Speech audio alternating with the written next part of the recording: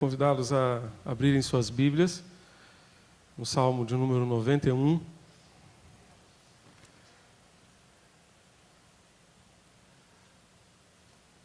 Perdão, um pouquinho antes aí do 91, é o Salmo 86.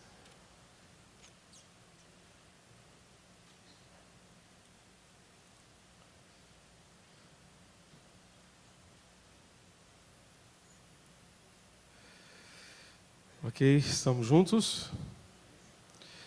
Salmo 86. Estamos... No ano passado compartilhamos com os irmãos o Salmo 51 e desejamos compartilhar com vocês agora o Salmo 86. Neste mês de janeiro estamos no livro de Salmos pela manhã. Ok?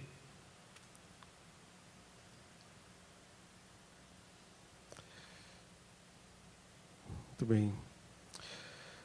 Senhor, inclina teus ouvidos e ouve-me, pois sou pobre e necessitado. Preserva a minha vida, pois sou piedoso. Ó meu Deus, salva o teu servo que confia em ti. Ó Senhor, compadece-te de mim, pois a ti clamo continuamente. Alegra o coração do teu servo, pois a ti elevo a minha alma. Porque tu, Senhor, és bom, pronto a perdoar, cheio de amor para com todos os que te invocam. Senhor, escuta a minha oração e atende a voz das minhas súplicas. No dia da minha angústia, clamo a ti, porque tu me respondes. Senhor, não há deuses semelhantes a ti, nem há obras como as tuas. Todas as nações que fizeste virão e se prostrarão diante de ti, Senhor, e glorificarão o teu nome. Pois tu és grande e operas maravilhas, somente tu és Deus. Senhor, ensina-me teu caminho e andarei na tua verdade. Prepara meu coração para temer o teu nome. Senhor, meu Deus, eu te louvarei de todo o meu coração e glorificarei o teu nome para sempre. Teu amor para comigo é grande, pois me livraste das profundezas da morte. Ó Deus, os soberbos têm se levantado contra mim, e um bando de violentos procura tirar minha vida. Eles não te levam em consideração. Mas tu, Senhor, és um Deus compassivo e benigno, paciente, grande em misericórdia e verdade. Volta-te para mim e compadece-te, fortalece teu servo e salva o filho da tua serva. Mostra-me um sinal do teu favor, para que aqueles que me odeiam vejam e sejam humilhados, pois tu, Senhor, me socorres e consolas. Amém? Meus amados, nós temos aqui, neste texto, um retrato de alguém que está num momento de angústia, alguém que está num momento de aflição, alguém que está num momento de adversidade. Eu não sei se esta é a sua condição nesse momento, eu não sei se esta é a realidade que você está vivendo. Ele fala aqui sobre um momento de angústia, de grande aflição que ele estava vivendo. Não sei se, como eu disse, não sei se essa é a sua situação hoje, mas pode ser que venha a ser a sua situação amanhã, você possa enfrentar lutas e adversidades, porque todos nós estamos sujeitos a passar por isso. A questão não é se nós vamos passar por problemas ou não. A questão é quando vamos passar e como vamos reagir a eles, como vamos enfrentá-los, porque todos nós passaremos por adversidades, todos nós passaremos por provações. Jesus, quando terminou o seu Sermão do Monte, ele falou sobre as pessoas que ouviam a sua palavra e a praticavam, e aqueles que ouviam a sua palavra e não a praticavam. Ele comparou essas pessoas a dois tipos de casa. A casa edificada sobre a rocha era símbolo daqueles que ouviam a sua palavra e a colocavam em prática. Aqueles que ouviam a sua palavra e não colocavam em prática eram semelhantes àqueles que edificavam a sua casa sobre a areia sujeita aos vendavais, sujeita a cair na hora da tempestade. Sobre ambas as casas, sobre a casa edificada sobre a rocha, sobre a casa edificada sobre a areia, sobre ambas as casas houve tempestades. Os ventos fortes bateram sobre ambas. A questão estava no alicerce, a questão estava na estrutura para enfrentar o temporal. Então, não importa qual seja a sua condição, não importa se você mora num palacete ou mesmo numa casa muito pequena, uma casa muito humilde, num casebre, não importa, o que importa é que nós vamos enfrentar problemas, vamos enfrentar adversidades na vida. E a questão é como reagimos a eles, como estamos preparados para enfrentá-los, se é que estamos, de fato, em condições de enfrentá-los. Em muitas situações, nós olhamos para nós e achamos que o sofrimento nos atinge de uma forma especial e que, afinal de contas, ninguém sofre como nós sofremos. Ninguém sofre como nós sofremos. Muitas vezes nos achamos os mais sofredores de todos os homens que existem no mundo, porque ninguém sofre como nós sofremos, ninguém passa pelos problemas que nós passamos. Quando olhamos para o lado, nós percebemos, entretanto, que há pessoas sofrendo muito mais do que nós. Muito mais do que nós. Uma das preletoras do Summit é uma mulher que sobreviveu a um genocídio em Ruanda. E ela conta a sua experiência, que foi dramática. O seu pai, percebendo que ela estava correndo risco, a família toda estava correndo risco, o seu pai a levou para a casa de um homem bom. E aquele homem conseguiu hospedá-la, juntamente com outras pessoas, dentro de um banheiro de 1 metro quadrado. De 1 metro quadrado. Ela passou ali simplesmente alguns dias. Você se lembra? Quantos dias? Muitos dias. Não foram assim, não foi uma semana, não, foi mais de uma semana. Lembra, Heitor? Muitos dias, em pé, juntamente com outras pessoas que estavam fugindo daquele genocídio. Um belo dia aquela casa foi invadida, revistaram a casa inteira e resolveram só não revistar aquele banheiro. E ela e todos foram salvos. E quando o genocídio passou, ela saiu daquele cubículo e foi procurar a sua família. Todos tinham sido dizimados. Todos tinham morrido. E essa mulher hoje faz palestras sobre o perdão, sobre a importância do perdão. A palestra dela no Summit é sobre isso. Immaculée. Vive hoje nos Estados Unidos e prega o perdão para o mundo.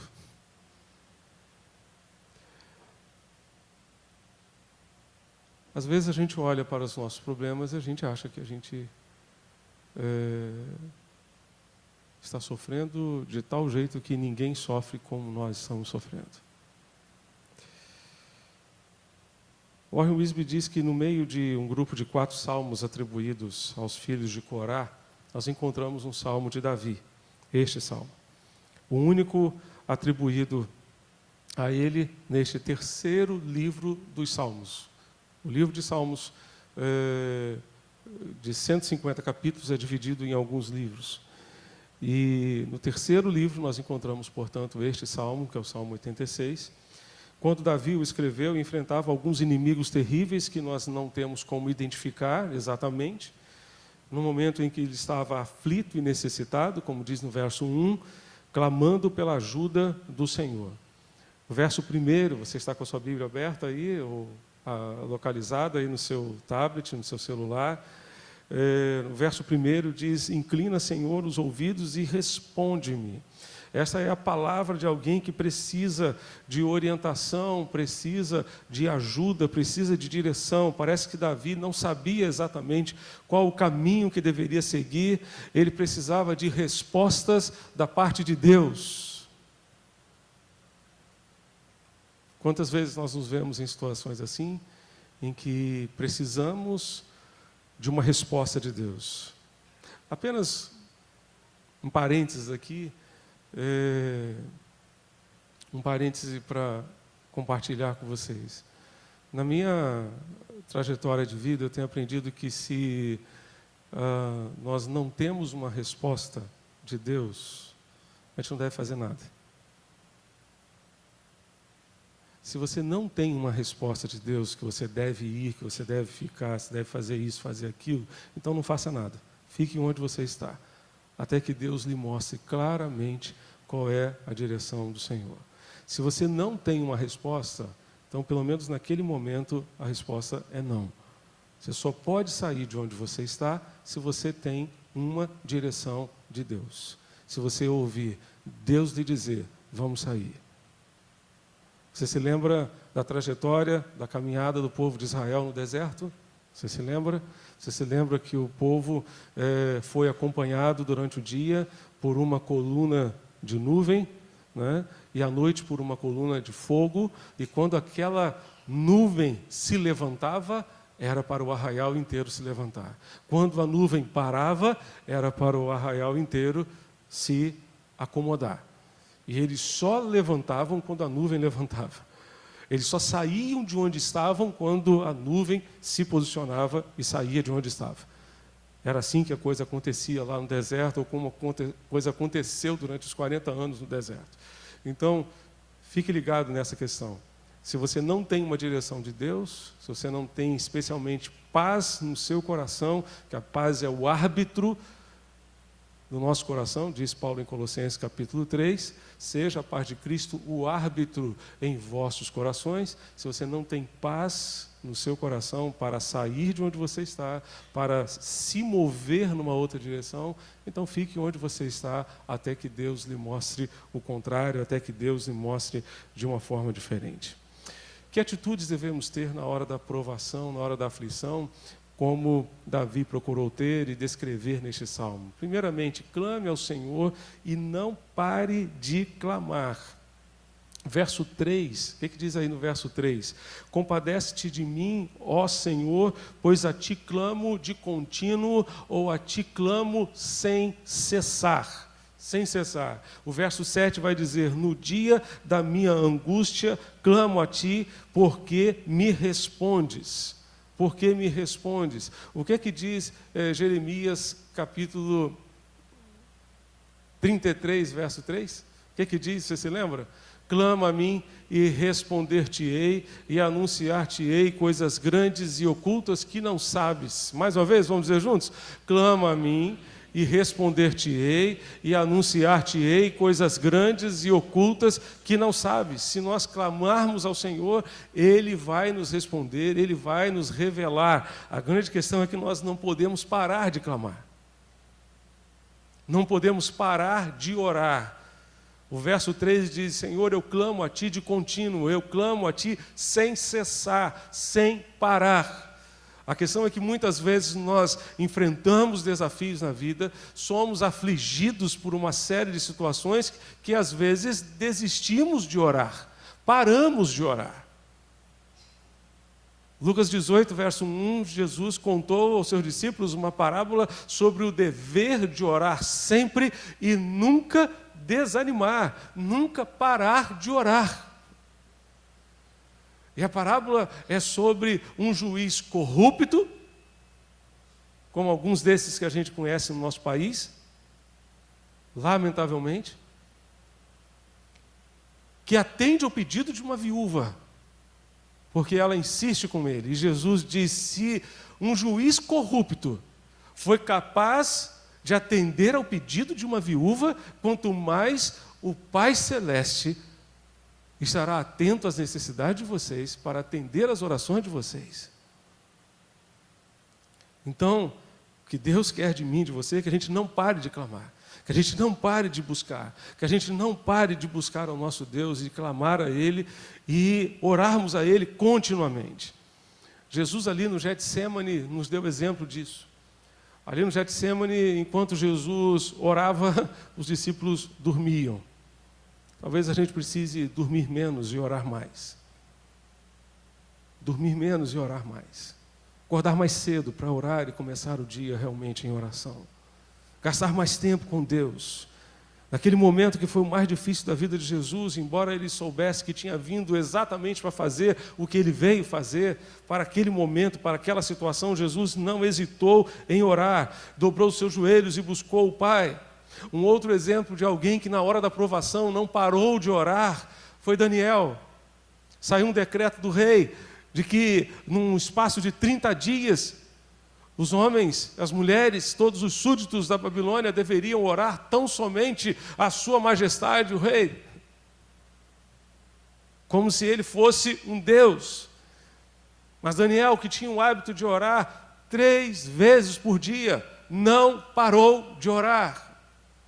Não desistiu de orar, não desistiu de clamar ao seu Deus. Foi parar numa cova cheia de leões, bravos leões, mas não parou de orar, não desistiu de orar. Qual tem sido a sua atitude diante da provação? É bem verdade que às vezes parece que nós perdemos o ânimo de orar. Entretanto, é exatamente nesse momento que nós devemos orar mais. Devemos buscar ainda mais ao Senhor e declarar o quanto precisamos dEle, o quanto dependemos da sua ajuda. Se Jesus não abriu mão de orar, se Daniel não abriu mão de orar, como nós podemos fazer isso? Então, não pare de clamar. Na hora da aflição, não pare de buscar ao Senhor, não pare de clamar. Mas clame a Deus com fé. Clame a Deus confiando nele. Clame a Deus confiando no Senhor. Verso 2 nos diz o quê? Volte ao texto lá do Salmo 86. Nos diz o quê? Tu, ó Deus meu, salva o teu povo que em ti confia. Salva o teu povo que em ti confia. Como está a sua fé? Como está a sua fé? Quantas vezes nós declaramos que Deus é o Deus do impossível, mas às vezes a gente parece esmorecer, desanimar e esquecer de que Deus é capaz de fazer coisas impossíveis. O Senhor diz através do profeta: porventura alguma coisa demasiado difícil para mim? Para mim existem muitas coisas difíceis, para você também existem muitas coisas difíceis. Mas para Deus não existe nada difícil. Para Deus não existe nada difícil.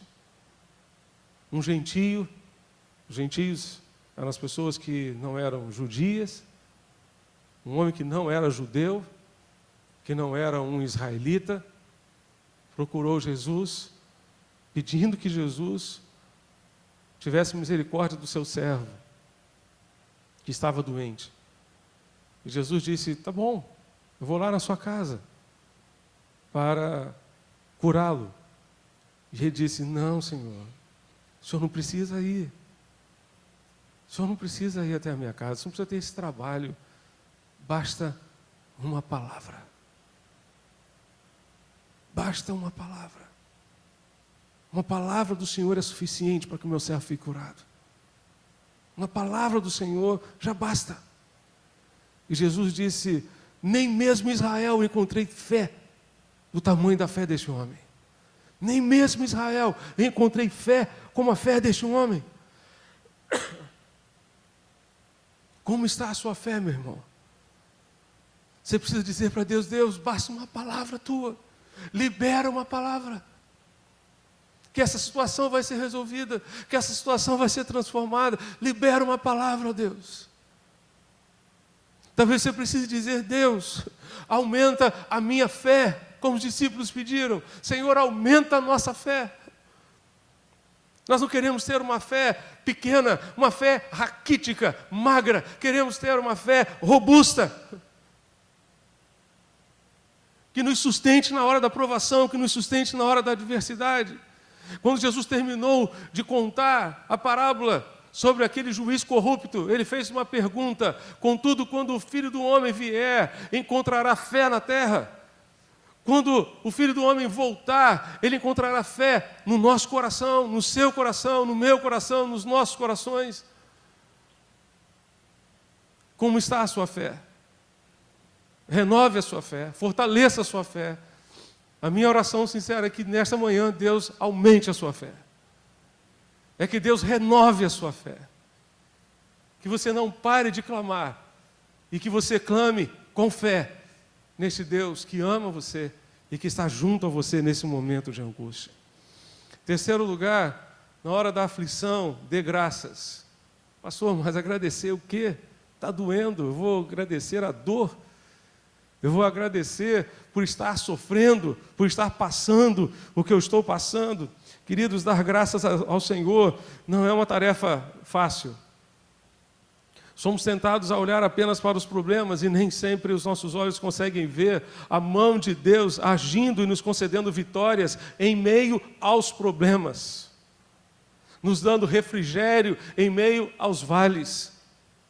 O povo de Israel, no período em que esteve no deserto, não conseguiu ver o maná, não conseguiu ver as codornizes, não conseguiu ver a água saindo da própria rocha. Não conseguiu ver nada disso. Nada disso. Não conseguiu se lembrar do Mar Vermelho se abrindo e o povo passando a pés enxutos, como as águas formando muros do seu lado. Não conseguiu se lembrar do exército de Faraó. Hoje pela manhã eu estava lendo o Salmo 76, e o salmista fala sobre isso. Fala sobre esse momento de angústia. Ele diz: nessa situação, sabe o que eu vou fazer? Eu vou considerar o que o Senhor já fez. Eu vou meditar naquilo que o Senhor já fez. Pedro disse que nós devemos lançar sobre Deus toda a nossa ansiedade, porque Ele tem cuidado de nós. Não é porque Ele poderá cuidar de nós, não é porque, quem sabe, Ele cuidará de nós, é porque Ele tem cuidado de nós. Se eu e você estamos aqui, é porque Deus tem cuidado de nós. Deus tem cuidado de nós. Então é muito mais fácil reclamar do que agradecer. É muito mais fácil murmurar do que bem dizer. Mas Paulo nos ensina, você pode ler ali comigo, 1 Tessalonicenses 5,18, todos juntos, vamos ler? Deem graças, pois dê graças em todas as circunstâncias, em todas as situações. Dê graças de que forma? O salmista lá no Salmo 86, que nós estamos estudando, nos ensina a dar graças com todo o nosso coração. Olha só o que diz o verso 12: dar-te-ei graças, Senhor Deus meu, de todo o coração, e glorificarei o teu nome, glorificarei para sempre o teu nome. Então você precisa dar graças a Deus com todo o seu coração. É sem reserva. Sem qualquer reserva. Você precisa dar graças a Deus com todo o seu coração. A gratidão deve ser expressa com integridade, com o coração por inteiro, com sinceridade. Dê graças a Deus com todo o seu coração. Dê graças a Deus pela sua misericórdia. Olha o que diz o verso 13: pois grande, vamos ler juntos, irmãos? Pois grande e me livraste. Então, grande é a tua misericórdia para comigo. Então, dê graças a Deus, porque grande é a misericórdia do Senhor para conosco. O que diz Jeremias no seu livro de Lamentações? Graças ao grande amor do Senhor é que não somos consumidos, pois as suas misericórdias são inesgotáveis, renovam-se cada manhã, grande é a sua fidelidade. Grande é a sua fidelidade. Dê graças a Deus pelos livramentos que você tem recebido. Para você chegar aqui, muitos livramentos você recebeu. Todos nós recebemos. Coisas que talvez você não tivesse entendido. Coisas que talvez tenham fugido ao seu próprio conhecimento e que estão no mundo espiritual e que você não sabe. Mas hoje, para você chegar aqui, com certeza você deu muito trabalho para os anjos, meu irmão. Eu dei, você deu, todos nós demos. Todos nós demos muito trabalho para os anjos. Porque você não precisa pedir para que Deus acampe os anjos dele ao seu redor. Esse é o tipo de oração que a gente não precisa fazer. A gente precisa confiar no que Deus já prometeu. Ele já disse que vai fazer isso. Ele disse que os anjos do Senhor acampam-se ao redor daqueles que o temem e os livra. Então, creia nisso. Creia nisso.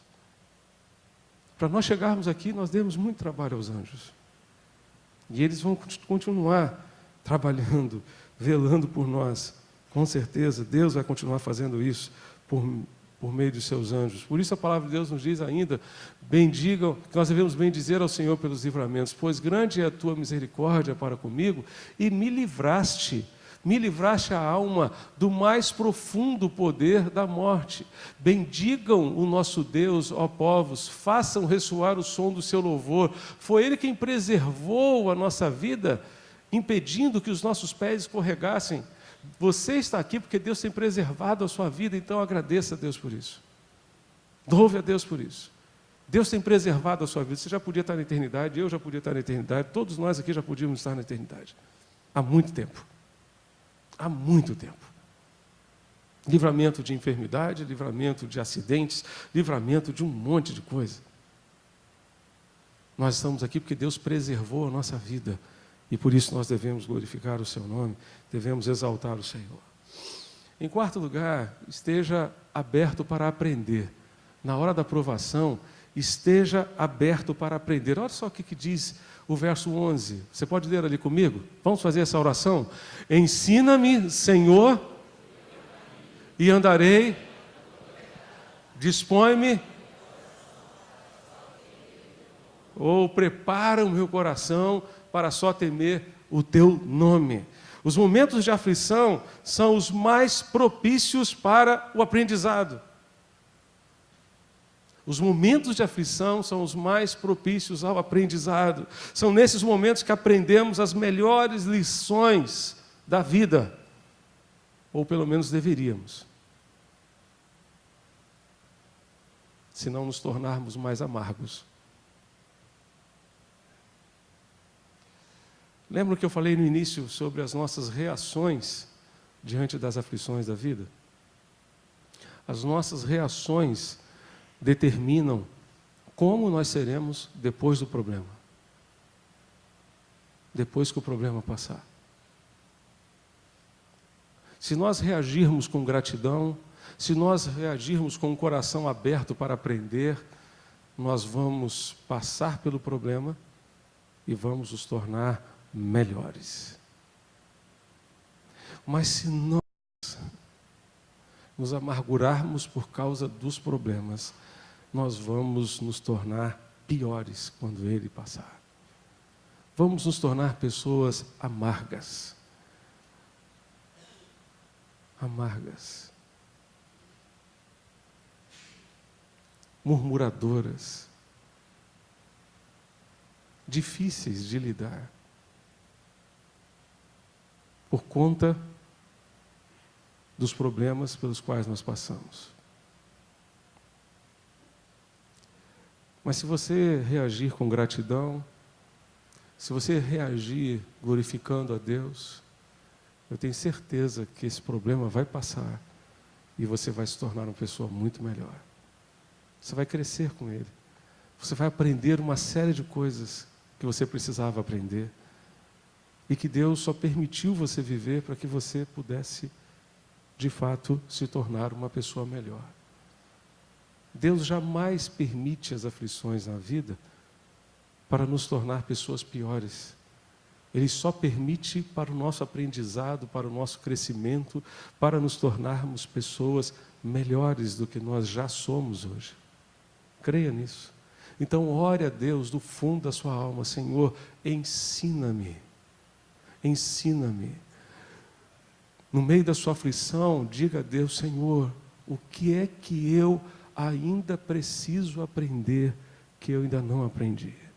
O que é que o Senhor está querendo me ensinar com tudo isso que eu ainda não assimilei? Qual é a mensagem que eu preciso captar que eu ainda não captei?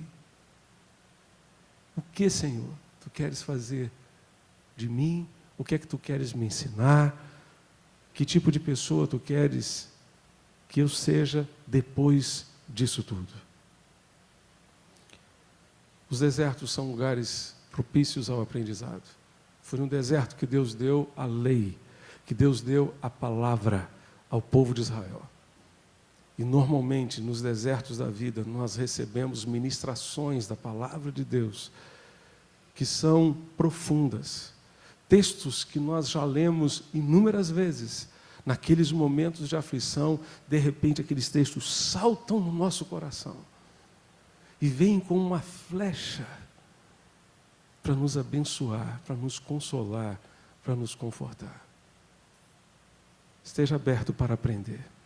Tudo o que Deus tem a lhe ministrar o seu coração, através da sua palavra e através desse momento de aflição. Em último lugar, lembre-se de quem é o Deus a quem você está buscando. Lembre-se de quem é o Deus a quem você está buscando. Olha só o que diz a Escritura. Primeiramente, não há outro Deus semelhante a Ele. Não há outro Deus semelhante a Ele. O que diz o texto? Vamos ler juntos ali? Não há entre os deuses semelhante e nada existe. Não há entre os deuses semelhante a Ti. Não há. Pois Tu és grande e operas maravilhas. Só Tu és Deus. Só Tu és Deus. Este é o Deus a quem você está buscando. Ele é o grande Deus, infinitamente maior do que todos os nossos problemas. Este é o Deus vivo e verdadeiro. Diz o texto, verso 10, pois Tu és grande, só Tu és Deus. Ele é o Deus que opera maravilhas. Pois Tu és grande e operas maravilhas, só Tu és Deus. Ele é o Deus compassivo e misericordioso, mas Tu, Senhor, és Deus compassivo e cheio de graça, paciente e grande em misericórdia e em verdade. Deus é compassivo, Deus é gracioso, porque o texto nos diz que Ele é cheio de graça, 2 Coríntios 12, versos 9 a 10, Paulo falando sobre o seu problema, sobre a sua aflição, pelo qual ele havia orado 3 vezes. 3 vezes. Eu não sei se eu teria orado só 3 vezes. Mas Paulo orou 3 vezes. Mas a questão é que depois da 3ª, ele ouviu algo no seu coração que foi suficiente, que foi esclarecedor. Então, por isso, talvez ele tenha orado a Deus somente 3 vezes. Diz o texto. Mas ele disse, Deus me disse, Paulo está falando aqui, minha graça é suficiente para você, pois o meu poder se aperfeiçoa na fraqueza.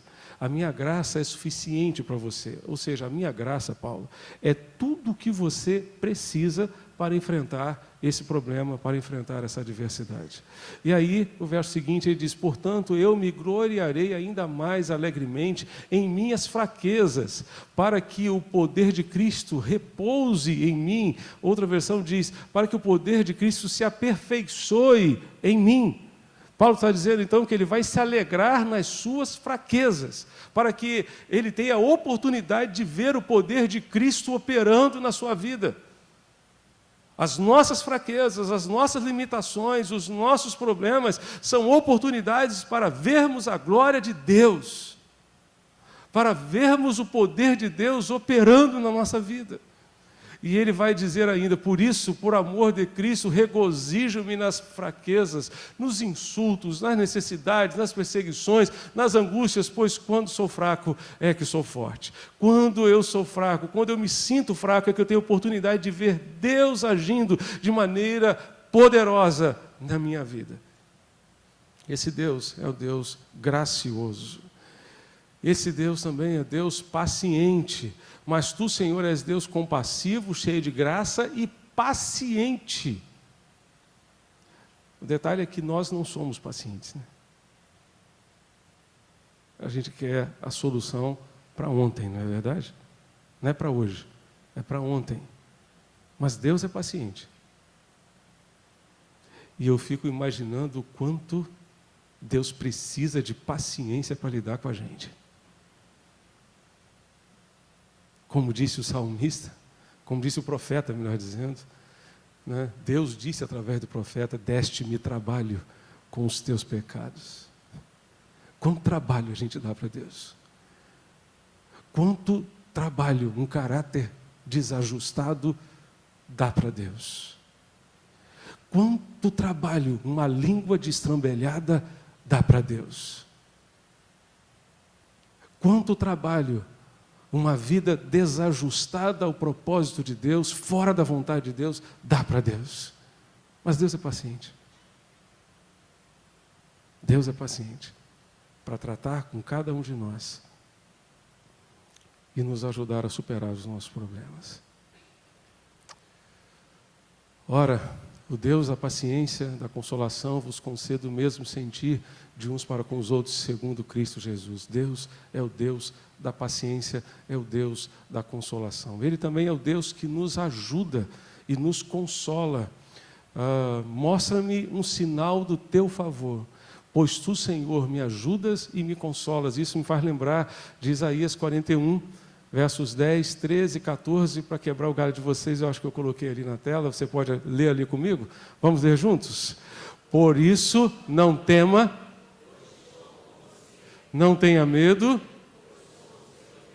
eu e o segurarei, pois eu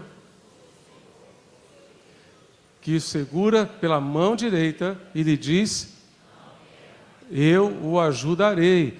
Não tema, não tenha medo, ó verme Jacó, ó pequeno Israel, pois eu mesmo o ajudarei, declara o Senhor, seu Redentor, o Santo de Israel. Você tem dúvida de que Deus vai ajudar você?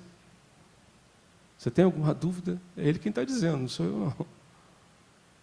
É Ele quem está dizendo. Na hora da aflição, clame continuamente ao Senhor, mas clame com fé.